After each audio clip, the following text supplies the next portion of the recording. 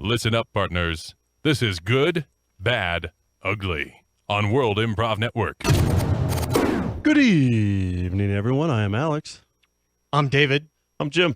And we are your astute win counselors to get you through the week with any daily ground issues that you might be experiencing, any problems that you want us to resolve for you.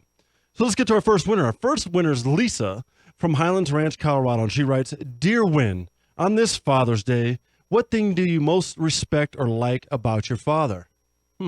I got to say, it is my dad's ability to talk.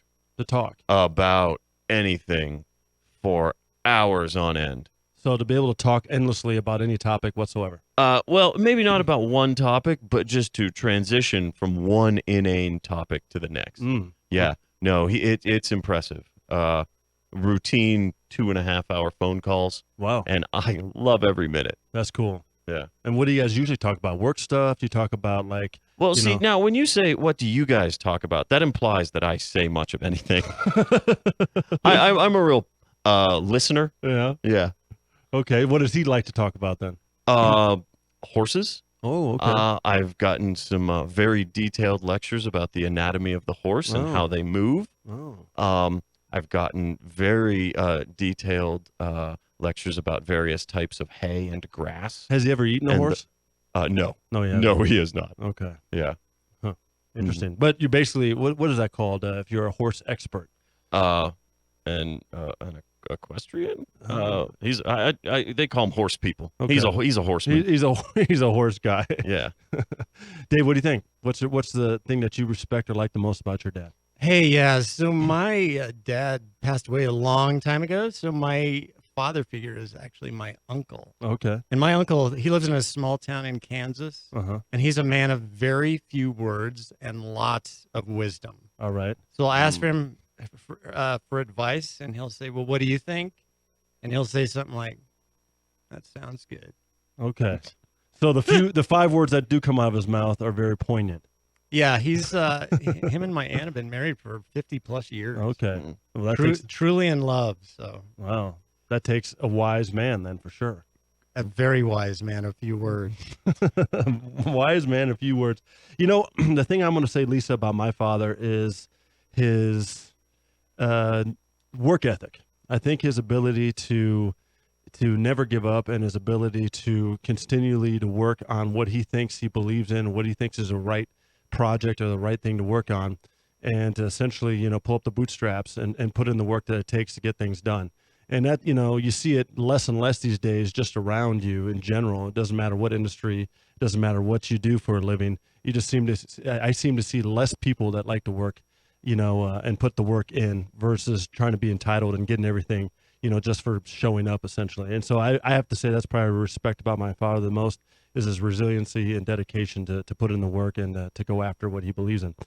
You know what? All right, we're going to move on to our next winner then. And our next winner is Lionel from Philadelphia, Pennsylvania, and he writes, Dear Win, what are your thoughts on the new HIV roulette parties in Spain where all parties are in an orgy and having unprotected sex, except for one person has HIV, but nobody knows who that is? Well, that's a pretty deep question, and that is something a little bit out there, I would say. Lionel? What do you think, Dave? Do you have any thoughts on that? Roulette? Yeah, I don't think I have deep, in-depth thoughts. I'm like, other than that's absolute stupidity. Right. I'm like to play roulette with your life. Right. I don't know. I think that's kind of stupid. Yeah. Maybe they should get some hobbies or something.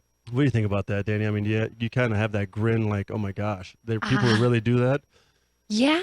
I guess it might be kind of like risky fun, Right. like, ooh, am I having sex with someone who's going to possibly give me HIV?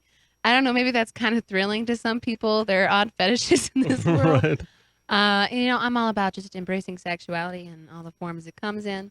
So, as long as everyone at the party is, consenting and they're realizing what they're getting involved in, like, okay, All right. some of you might get HIV. Have fun. All right. Your choice. All right. So it's like just a coin toss, huh? And as long as people know that they're flipping that coin. Yeah, I think I if I were a man, I would just I'd go to have an orgy, but I'd just wear a condom and not tell. You can't do that. Yeah, but who knows? I don't really. Can you really tell the difference?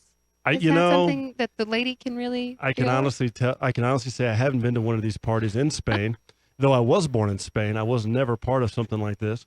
I don't know if they see something coming out of your pocket that kind of resembles a condom. Are you instantly bounced out of there by the bouncers or something? Or are you blacklisted from these underground amazing Opus Dei orgies or something? I don't know. But. I was watching the Talking Points with Shabazz Davis. Very interesting topic this week about I think it was Adult Baby Diapers Lover Society. Yeah. And I guess you were talking about fetishes, Danny. I mean, that's a pretty interesting fetish in its own right. So maybe people are just pushing the envelope to see how much more extreme they can get. Yeah. Or maybe they're just trying to see what can I do to try to heighten my excitement level. I don't know. Yeah. I would say survival of the fittest. At the end of the day, if you're going to do something that ridiculous and irresponsible, let Darwin figure it out.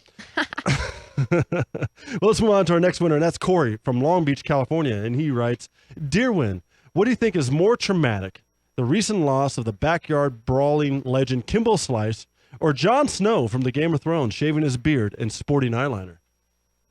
I got to go with my man Kimbo. Kimbo? Yeah. This guy, it just was all heart. Went out there and he laid it on the line every time he stepped into the backyard. Behind the picket fence or whatever. Into the alley. Into the alley. Whatever area he happened to be turning into a stage of sport. And he left it all on the concrete. Always. Yeah. His knuckles, teeth, blood, didn't matter. And you know what?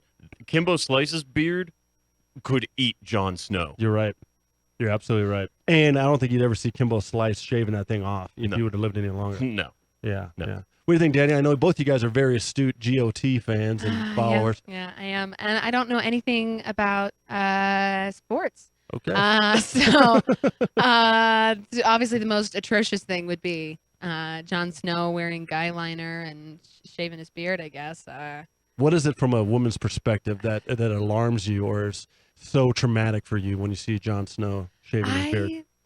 It's not even necessarily shaving the beard. I mean, give or take the beard, it's still Jon Snow.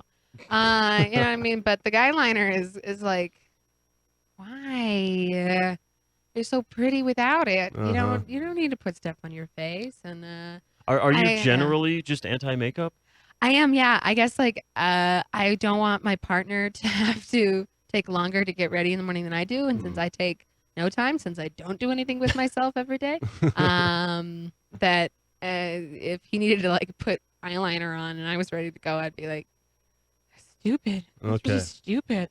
So he's and it could also be maybe a resource management issue, right? Like he's hogging the mirror, he's hogging the sink. He's getting in your way, not allow you to finish because he's taking so long when you could just do it in 10 seconds. And because in my fantasies, Jon Snow's my husband living with me, obviously. Okay. If he were to shave his beard off, I'd have those coarse black hairs, littering the sink, and I'd be like, oh. Yeah, that might clog up the sink too. Yeah. Well, then you guys could brood about it together. Yeah, might have yeah. What about, would you like, for example, if you were married to Jon Snow and he shaved his beard off, would you try to get, his dire wolf's fur and put it back on his face, like crepe hair it up there? Or what would you do to remedy that situation? Because it sounds like you'd really, really, really be disgusted by him shaving himself. I wouldn't necessarily be disgusted. I don't know if I'd use his dire wolf's fur is very white, and I think it would be way too stark on his this dark hair to have brilliant white hair like that dire wolf. So honestly, I'll take clean shaven over touch of gray, kind of weird fetish stuff again, Yeah, it could be a fetish though. Yeah. I mean, full gray beard, dark hair, eyeliner, I don't know who. It's kind of like a goth furry kind of vibe. Yeah. That's pretty goth furry. Yeah. Well, I don't know. I mean, I would have to probably lean towards Jimbo here. Kimbo Slice, he left it out on the concrete. He left it in the chain link fence. He left it in the back of the alleys with some broken 40 bottles every time he went out at it. So I have to go with that being traumatic that he's gone versus Jon Snow, because he can always grow the beard back.